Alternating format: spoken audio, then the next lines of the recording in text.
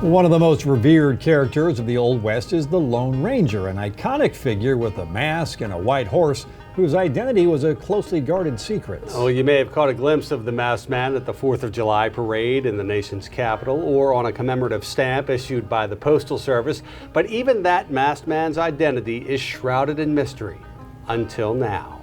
Here's tonight's travels. It's peaceful, it's quiet. You can hear the trees rustle and as the hooves are going through the leaves. Occasionally you'll see a deer, once in a while a wild turkey.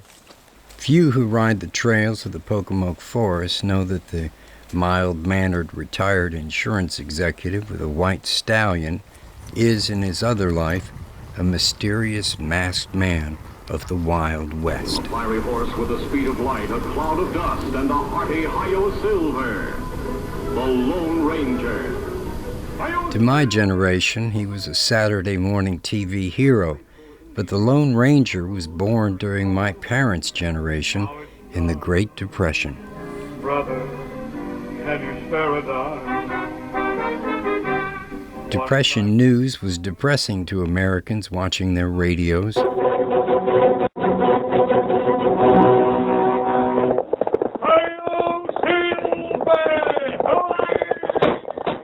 So some Midwest radio guys cooked up a show to raise everybody's spirits. The Lone Ranger.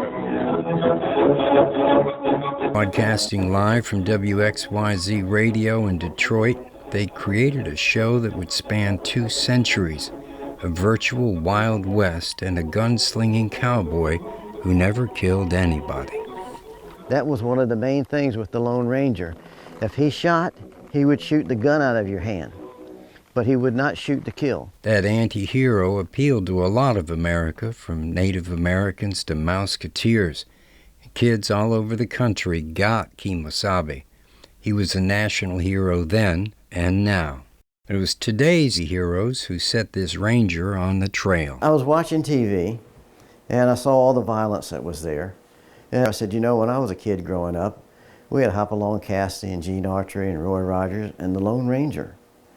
And I said, you know, the Lone Ranger, I could impersonate the Lone Ranger. He set out to outfit himself in a manner worthy of an American icon. And then one night we're sitting at the dinner table and I said, you know, you can't be the Lone Ranger without a horse. I thought, seriously, you really want a horse now?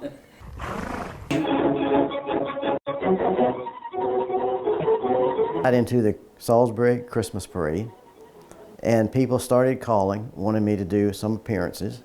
And I said, well, if I'm going to do appearances, then I need to have the complete outfit as authentic as I possibly can. 14 years and thousands of miles later, Garry has trophies from all over the country and keys to more than a few cities.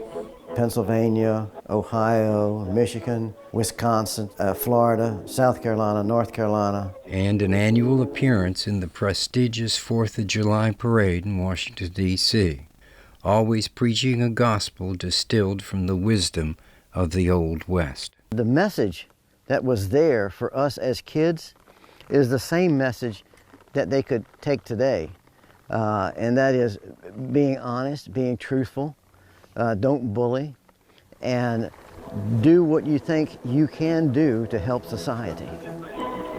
It's a good message. In Worcester County, this is Charles Paparella, WBOC News.